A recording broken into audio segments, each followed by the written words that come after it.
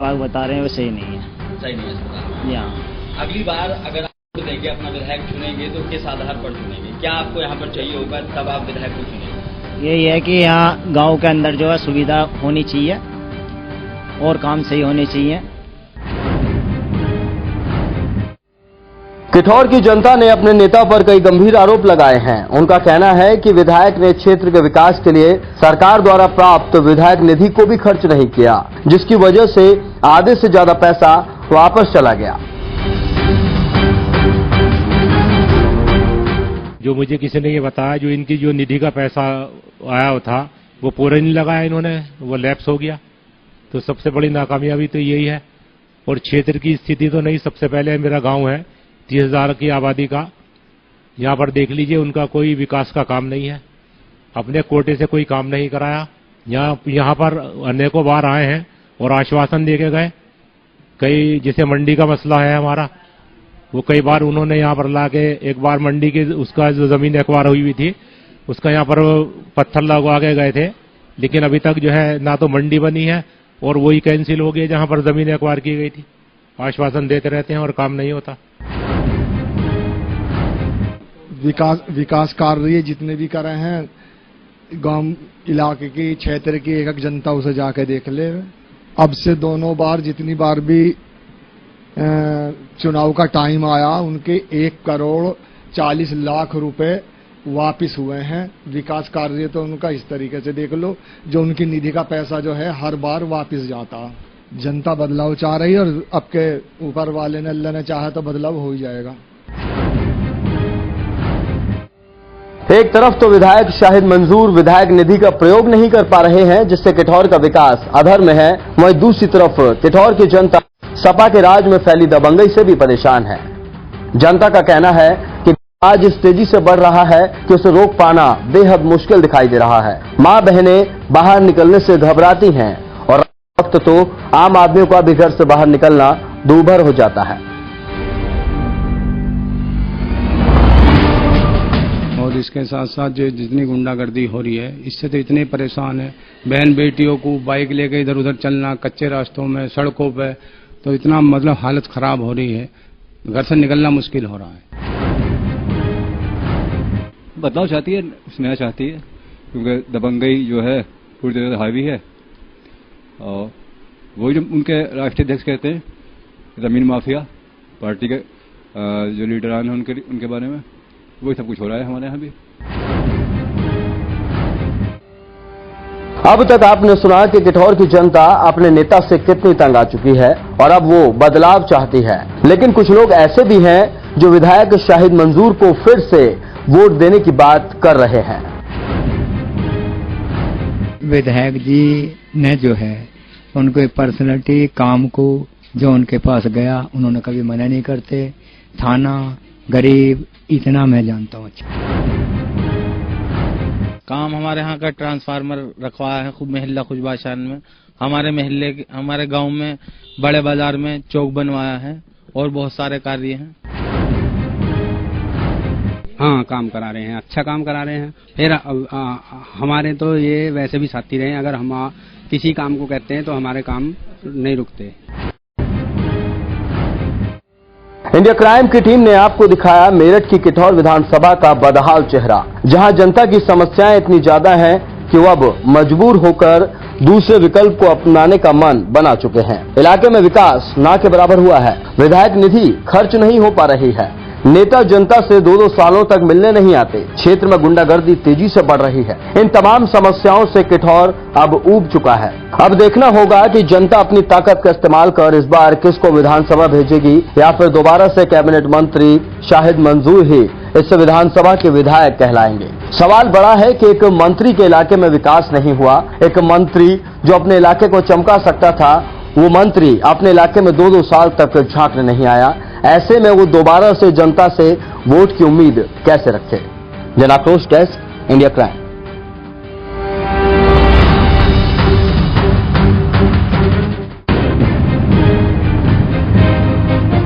तो आपने देखा कि जनता अपने नेताजी से किस तरह परेशान है। उन्हीं नेताजी से जो 5 साल पहले अपनी जनता से वोट की भीख मांगने आए थे और जनता ने वोट देकर उन्हें विधानसभा भी भेजा था। लेकिन जनता को कुछ भी नहीं मिला। सवाल बड़ा है कि जनता के हितों की बात करने वाले नेता कब बुनियादी स्तर पर जनता के लिए काम करेंगे।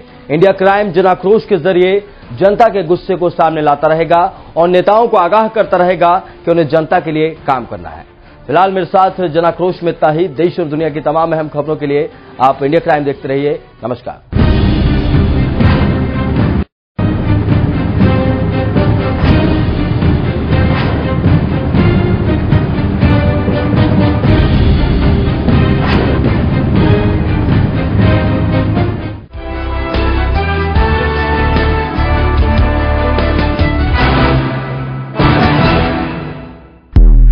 जिसकी जुबान पर है देश को विश्वास, जिसकी फितरत में है सच का साथ, जिसकी कलम करती है कमाल, बेमिसाल है बोलने का अंदाज, जो तेज है तर्रार है, 100 झूठ पर भारी उसका एक प्रहार है।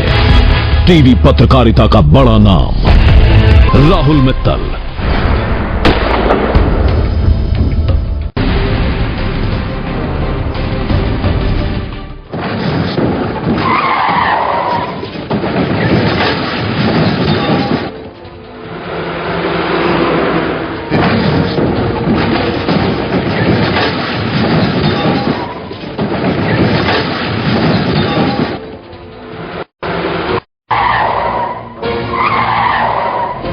भारत में रोजाना 1200 से ज्यादा सड़क हादसे होते हैं और हर घंटे में 16 मासूम लोगों की जान जाती है। यानी रोजाना 377 लोग हमारे देश की सड़कों पर दम तोड़ देते हैं।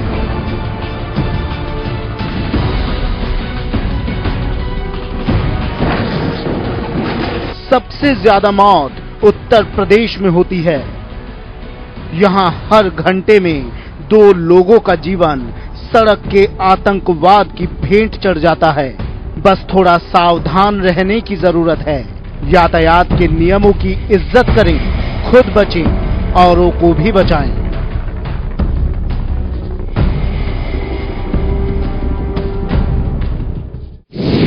अपराध की दुनिया की हर खबर पर होगी नजर। अपराध कहां हुआ, कब हुआ, क्यों हुआ, हम करेंगे पूरी तहकीकात, क्योंकि हर अपराध देश को कर रहा है बर्बाद। देश को क्राइम फ्री बनाने में चाहिए आप साथ। हमारी मुहिम का हिस्सा बने और भेजें अपने इलाके, अपने शहर की आपराधिक खबर। हमारे साथ जुड़ें। फेसबुक पर हमारा पेज लाइक करें, mission crime free India. Twitter पर हमें फॉलो करें @crimefreeindia7 और जीमेल पर हमें मेल करें missioncrimefreeindia@gmail.com, क्योंकि ये मिशन है क्राइम फ्री इंडिया बनाने का।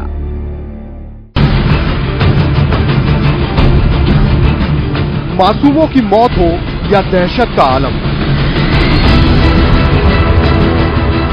इंसान पर सितम हो या कुदरत पर जुर्म, धंधा हो काला या छोटा बड़ा घोटाला, बेपर्दा होगा हर जराया।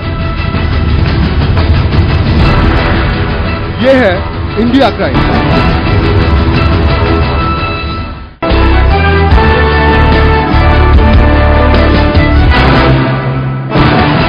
नमस्कार, आप देख रहे हैं इंडिया क्राइम और मैं हूं आपके साथ रंजना सिंह राठौड़। बुलेटिन की शुरुआत करेंगे, लेकिन सबसे पहले नजर डालते हैं अब तक की हेडलाइंस पर। राजधानी देहरादून में रोडवेज में संविदा पर कर्मचारियों की नियुक्ति को लेकर लगा आरोप। यूकेडी के केंद्रीय सचिव शांति पार्षद भट्ट ने आयोजित की प्रेस वार्ता। कहा, सीएम रावत के पूर्व प्रतिनिधि सुशील राठी कर रहे हैं अवैध नियुक्ति। नैनीताल हाईकोर्ट ने नगरपालिका प्रशासन को जारी किया आदेश। 28 दिनों के अंदर कर्मचारियों को 9% ब्याज के साथ भुगतान करने का आदेश। 2015 में रिटायर्ड कर्मचारियों ने की थी हाईकोर्ट में याचिका दायर। रुड़की में मासूम बच्चों पर खतरा। एजेंसी स्वामी गैस सिलेंडर स्कूल के बाहर गाड़ी खड़ी कर बांट रहे हैं सिलेंडर। गैस लीकेज से स्कूल में फैल रही है गैस। स्कूल प्रबंधक ने प्रशासन से की शिकायत। रुद्रपुर में युवती से छेड़छाड़ का मामला आया सामने। जन्मदिन के कार्यक्रम से लौट रही युवती को सिपाहियों ने छेड़ा। लोगों ने सिपाहियों के खिलाफ की कार्रवाई की मांग।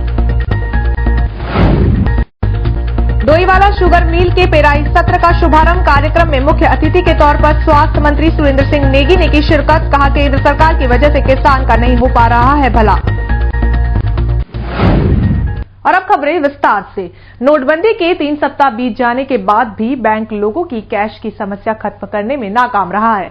बैंक नोटबंदी के बाद से लोगों के खर्च पूरे करने के लिए भी पैसे उपलब्ध नहीं करा पा रहा है। ग्राहक सुबह से लाइन में लगने के बावजूद भी हाथ घर लौटने को मजबूर हैं, क्योंकि बैंकों में कैश उपलब्ध ही नहीं है। लोगों के घरों में खाने का राशन अब समाप्त हो चला है। और इसी क्रम में एक खबर रुड़की से है, जहां ढंडेरा गांव की एक बैंक के सामने आई है, जहां सुबह से लाइन में लगे होने की वजह से एक 100 साल के बुजुर्ग भूख प्यास से बेहाल होकर जमीन पर गिर गया और उसकी तबीयत खराब हो गई। बुजुर्ग की इस हालत को देखने के बाद बैंक के बाहर खड़ी भीड़ ने बैंक बाहर जमकर हंगामा और बैंक प्रबंधन के खिलाफ नारेबाजी भी की। कैशियर है, उस आदमी ने यहाँ पे सबसे ज्यादा घोटालाबाजी कर रखी है, क्योंकि बड़े बड़े लोगों से उनके क्रम से जब खाते खुले थे इनके, ये जब से ही बैंक में है और जब से ये कालाबाजारी कर रहे हैं।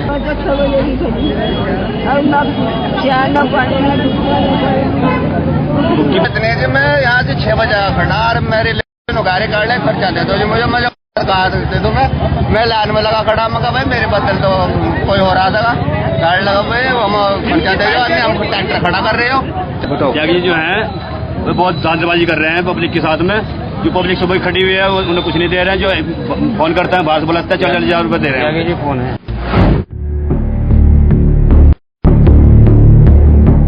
और अब खबर रुड़की से। विश्व एड्स दिवस पर राजधानी देहरादून में सामाजिक संस्था द्वारा को जागरूक करने के लिए हस्ताक्षर अभियान चलाया गया और इसके साथ ही एचआईवी संक्रमित व्यक्ति का सहयोग करने की अपील भी की गई। वहीं संस्था के अनिल रावत ने कहा कि सरकार एचआईवी पीड़ित लोगों को इलाज सुदूर से आने वाले भत्ते का भुगतान नहीं कर रही है। सर, मैं बिहान केयर एंड सपोर्ट सेंटर ये एचआईवी पॉजिटिव लोग के लिए काम करते हैं और हमारा आज विश्व एड्स दिवस के उपलक्ष्य में ये जो जागरूकता अभियान और हस्ताक्षर अभियान चल रहा है, ये कुछ मांगे हैं जो एचआईवी पॉजिटिव लोगों से रिलेटेड हैं और वही उन्हीं मांगों के लिए हम एक बार 3 साल से यही प्रयास कर रहे हैं। मांगे हमारे जो एचआईवी पॉजिटिव लोग हैं उनके लिए। जो व्यक्ति इधर उधर ठोकरें खाता है किसी भी कानूनी प्रक्रिया में भी, और अगर उसको वहाँ पर भी न्याय नहीं मिलता है, तो हमारे यहाँ जो व्यक्ति नहीं सकता है, वो वकील नहीं कर सकता है, इस प्रकार की एक वो गठन किया गया है कि अपना जो है वो कार्यालय में आके संपर्क कर सकता है।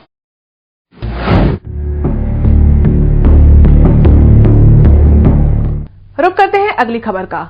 रुड़की के मेंटल हेल्थ व एनएमटी के ट्यूटर जीबी सेबेस्टियन के द्वारा अचानक इस्तीफा देने से कॉलेज के विरोध में छात्रों ने हंगामा काट इस्तीफे को गलत करार दिया है।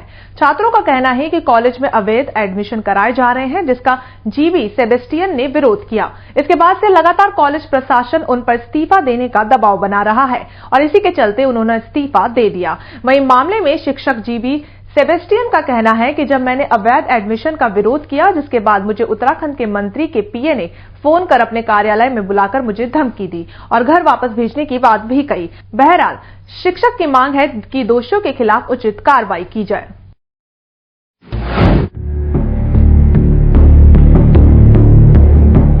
राजधानी रोडवेज में संविदा पर कर्मचारियों की नियुक्ति पर आरोप लगाते हुए यूकेडी के केंद्रीय सचिव शांति पार्षद भट्ट ने प्रेस वार्ता की। प्रेस वार्ता के दौरान शांति ने कहा कि सीएम हरीश रावत के पूर्व प्रतिनिधि सुशील राठी ने अवैध तरीके से बाहरी लोगों को रोडवेज में संविदा पर रखवाने का काम किया है। साथ ही कहा कि अगले महीने आचार संहिता लागू होनी है और इतना ही नहीं, चेतावनी देते हुए कहा कि यदि उनकी मांगों पर किया गया तो यूकेडी बर्दाश्त नहीं करेगी। हमारा इस प्रेस कॉन्फ्रेंस के माध्यम से जनता के बीच में कुछ सवाल लेकर हम जा रहे हैं। हमारा ये मानना है कि वर्तमान सरकार के मुखिया जिस हरीश रावत जी रोडवेज के अंदर संविदा में बाहरी लोगों को रोजगार देने का प्रयास कर रहे हैं और ये उत्तराखंड के नौजवान बच्चों के रोजगार पर डाका है। सरकार की, क्योंकि 1 महीने में आचार संहिता लगने वाली है और सरकार ये समझ चुकी है कि हमारी सरकार दोबारा नहीं आने। इसी क्रम में उनके एक राज्य मंत्री सुशील राठी, जो कि बहुत बड़ी मात्रा में बाहरी लोगों को रोडवेज में संविदा पे नौकरी लगाने के लिए तत्पर बने हुए हैं।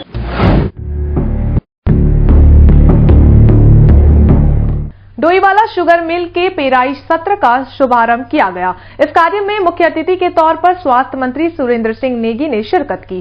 साथ ही डोईवाला विधायक हीरा सिंह बिष्ट और ऋषिकेश प्रेमचंद्र अग्रवाल विधायक ऋषिकेश भी मौजूद रहे। इस मौके पर सबसे पहले मंत्र का उच्चारण कर पूजा अर्चना की गई और जिसके बाद मिल में प्रथम ड्राइवरों को कंबल भी तौर पर दिए गए। इस दौरान सुरेंद्र नेगी ने कहा कि अगर राज्य सरकार किसानों का पूर्ण भुगतान करने में सफल नहीं हो पा रही है तो उसका मुख्य कारण केंद्र सरकार है, क्योंकि केंद्र सरकार ही किसानों की मांगों की उपेक्षा बहुत कम रेट घोषित करती है। आज ये सरकार जिस प्रकार से गन्ना किसानों के साथ सौतेला व्यवहार कर रही है, आप देखिए अभी तक पिछला पेमेंट नहीं हुआ। हालांकि आज इन्होंने जाते जाते कुछ गन्ने का रेट इन्होंने घोषित किया है। ये सिर्फ जनता को गुमराह करने वाला है, क्योंकि आप देखिए 5 साल में इन्होंने किस प्रकार से दे दिया और किस प्रकार से गन्ने का जो है पेमेंट दिया। और आज चूंकि चुनाव है, चुनाव पे जाते जाते रेट को दे के यहाँ के किसानों को भ्रमित करने का काम कर रहे हैं। अगर मैं ये बात करूं, जो पूरे देश का जो गन्ने का मूल्य है वो 230 रुपए प्रति क्विंटल, हमने कल ही 217 रुपए 317 और 307 रुपए किया। अर्ली वैरायटी का जो है 317 और जो जनरल वैरायटी है उसका 307 किया। तो इस गैप की वजह से स्वाभाविक रूप से हम चाहते हैं कि किसानों को जो उनका वास्तविक हक है, जो उनका परिश्रम है, उसका मूल्यांकन करते हुए उनको जो है भुगतान किया जाना चाहिए।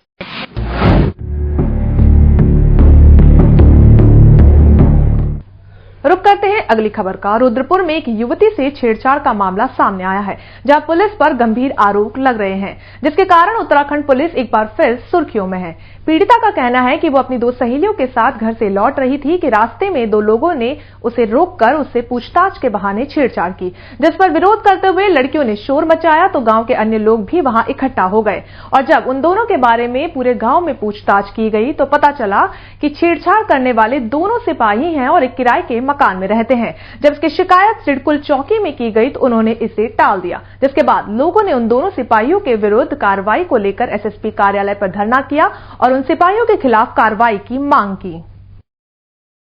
पार्टी से आ रहे थे और क्या कहते हैं, उन तीनों ने हमारे बदतमीजी करी और क्या कहते हैं, उन्होंने कहा हम पुलिस वाले हैं, हमारा क्या करोगे, हमारा जो करना है कुछ नहीं कर पाओगे, हम पुलिस वाले हैं। हम पार्टी से नामकरण पार्टी से ना हम जा रहे थे इसे छोड़ने के लिए। उन लड़कों ने पहले बदतमीजी की, उल्टा सीधा बोल रहे थे, मैं जाति पाति के लिए भी बोल रहे थे, ऊपर से हाथापाई करने लगे और मुझे घसीटा भी। मतलब इनको छोड़ने के लिए आ रहे थे तो मतलब 4-5 लड़के थे, मतलब ज्यादा लोग थे। हम इतना मतलब किसी को देख भी नहीं पाते ज्यादा, तो इनको छोड़ने के लिए जा रहे थे। पहले तो उल्टे शब्द बोल रहे थे, फिर मतलब जातियों पे भी चढ़ रहे थे। उसके बाद हमने हाथ पकड़ने की कोशिश करी तो हमने मतलब बहुत चिल्लाया तो हम लोग अपना बचाए। वो उनको गिरा के भी उनको मतलब कीड़ा भी था, उनकी चोट भी लगी हाथ पैर में।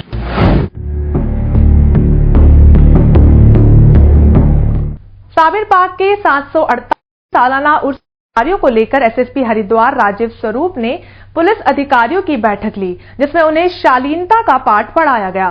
साथ ही चेतावनी भी दी गई कि यदि किसी की तरफ से लापरवाही की गई तो बर्दाश्त नहीं किया जाएगा। हज हाउस में आयोजित बैठक में एसएसपी ने बताया कि कलियर उर्स मेले को 5 जोनों में 18 सेक्टरों में बांटा गया है और लगभग 4 दर्जन पुलिस चौकियां स्थापित की जाएंगी। जोन का प्रभार सीओ और इंस्पेक्टरों को सौंपा गया है। उर्स के दौरान डॉग स्क्वायड, बम निरोधक दस्ता, तैराकी दल, मोटर बोट सहित 2 कंपनी पीएस भी तैनात रहेंगी। साथ ही बैठक में एसएसपी ने पुलिस अधिकारियों और कर्मियों से जायरीनों के साथ किसी भी प्रकार की अभद्रता न करने की सलाह दी और साथ ही ये कहा कि यदि कोई भी पुलिसकर्मी शराब के नशे में या फिर ड्यूटी से नदारत पाया गया तो उनके खिलाफ सख्त कड़ी कार्रवाई की जाएगी। मेले क्षेत्र को 5 जोन और 18 सेक्टर में विभाजित किया गया है। फुल टोटल हमारे यहाँ पे करीबन 650 पुलिसकर्मी जो है यहाँ पे डिप्लॉय रहेंगे। 4 कंपनी हमारी पीएसी रहेगी यहाँ पर, जनपद का फोर्स रहेगा और जनपद से बाहर से जो फोर्स आया उनको यहाँ पे डिप्लॉय किया गया है। और इस मेले के सकुशल इसका समापन कराने के लिए मैंने अपने जवानों को ब्रीफ किया है ताकि जो मेला जो है सकुशल संपन्न रहे और जो ज़ायरीन आए यहाँ पे एक सुखद अनुभव लेके यहाँ से वापस जाए। वक्त हो चला एक छोटे से ब्रेक का, बने रहिए हमारे साथ।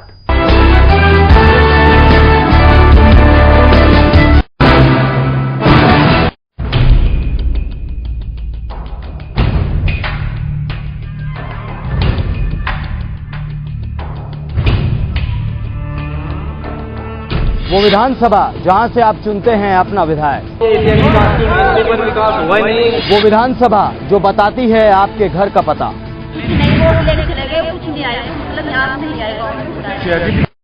काम करा जहाँ से आती वहाँ तो गली लगवा दी और जहाँ किसी पार्टी का बस वाला गली आगे वहाँ से काम करवा।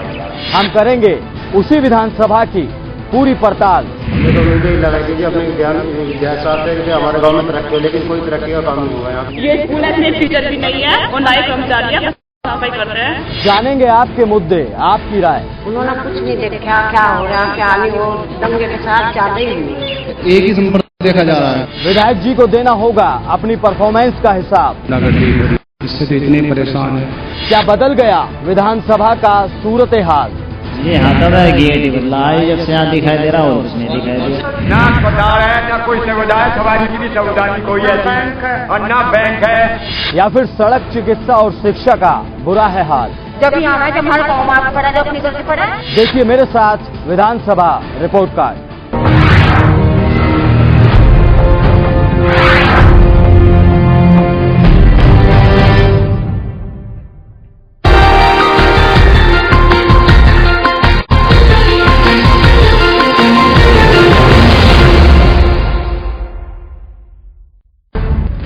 क्राइम के खिलाफ इस मुहिम में कामयाब हुए हम। अब न अपराध न अत्याचार सहेंगे, हर खबर पर नजर रखेंगे हम। अब हर अपराध के खिलाफ हम लड़ेंगे। देहरादून जल निगम के अधिकारी के बड़े भ्रष्टाचार को इंडिया क्राइम ने किया उजागर। जब हम जागेंगे तभी तो देश को हम जगा पाएंगे। इंडिया क्राइम ने किया पीलीभीत की कातिल डॉक्टर का पर्दाफाश। ऐसे ही तो हम क्राइम फ्री इंडिया बना पाएंगे। इंडिया क्राइम ने किया भ्रूण हत्या करने वाले नर्सिंग होम का पर्दाफाश। देश की आवाम ने अब ठाना है। लाश की आंखें गायब हुई, कहां हुई, कैसे हुई? सुबह जब परिजन आए उन्होंने देखा तो इसमें से दोनों आंख नदारत पाई गई। क्राइम फ्री इंडिया हमें मिलकर बनाना है। हमारे साथ जुड़ें, फेसबुक पर हमारा पेज लाइक करें, mission crime free India. Twitter पर हमें फॉलो करें @crimefreeindia7 और जीमेल पर हमें मेल करें missioncrimefreeindia@gmail.com, क्योंकि ये मिशन है क्राइम फ्री इंडिया बनाने का।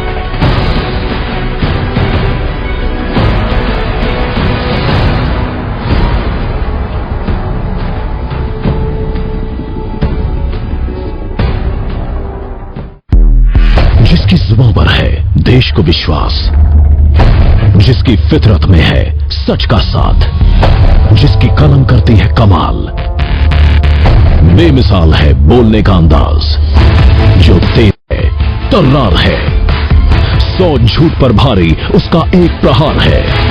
टीवी पत्रकारिता का बड़ा नाम राहुल मित्तल।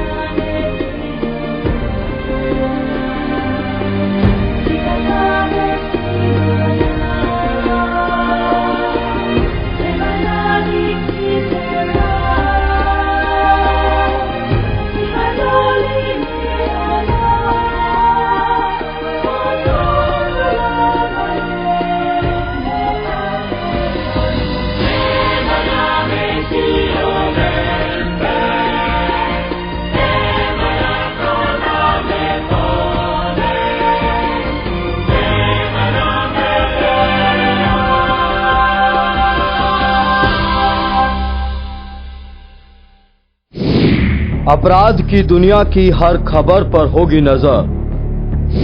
अपराध कहां हुआ, कब हुआ, क्यों हुआ, हम करेंगे पूरी तहकीकात, क्योंकि हर अपराध देश को कर रहा है बर्बाद। देश को क्राइम फ्री बनाने में चाहिए आपका साथ। हमारी मुहिम का हिस्सा बने और भेजें अपने इलाके, अपने शहर की आपराधिक खबर। हमारे साथ जुड़ें, फेसबुक पर हमारा पेज लाइक करें, mission crime free India. Twitter पर हमें फॉलो करें @crimefreeindia7 और जीमेल पर हमें मेल करें missioncrimefreeindia@gmail.com, क्योंकि ये मिशन है क्राइम फ्री इंडिया बनाने का।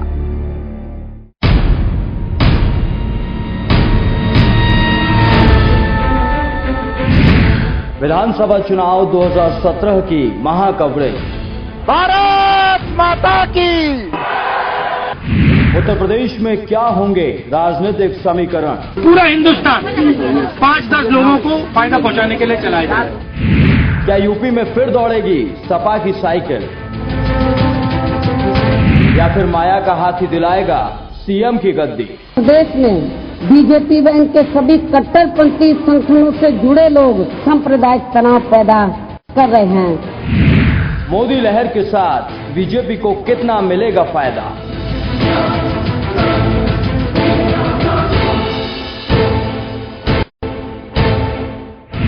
क्या कामयाब होगी राहुल गांधी की खाट राजनीति?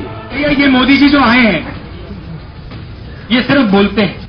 यूपी की हर चुनावी हलचल पर हम रखेंगे पैनी नजर, करेंगे रिपोर्टिंग हर विधानसभा से सीधे आप तक। जल्द देखिए विधानसभा चुनाव पर हमारा खास कार्यक्रम कौन होगा सुल्तान, सिर्फ इंडिया क्राइम पर।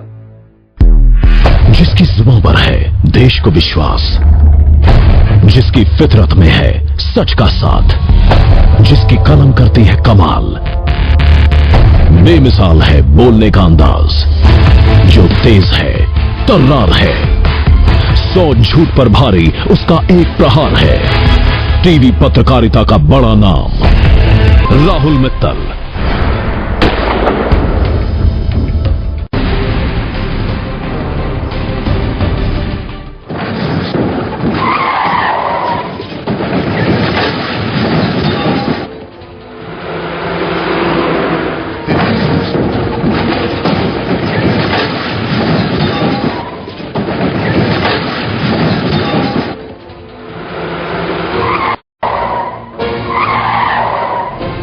भारत में रोजाना 1200 से ज्यादा सड़क हादसे होते हैं और हर घंटे में 16 मासूम लोगों की जान जाती है।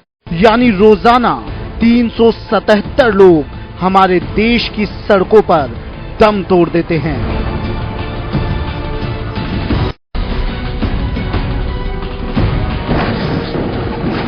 सबसे ज्यादा मौत उत्तर प्रदेश में होती है। यहाँ हर घंटे में 2 लोगों का जीवन सड़क के आतंकवाद की भेंट चढ़ जाता है। बस थोड़ा सावधान रहने की जरूरत है। यातायात के नियमों की इज्जत करें, खुद बचें, औरों को भी बचाएं।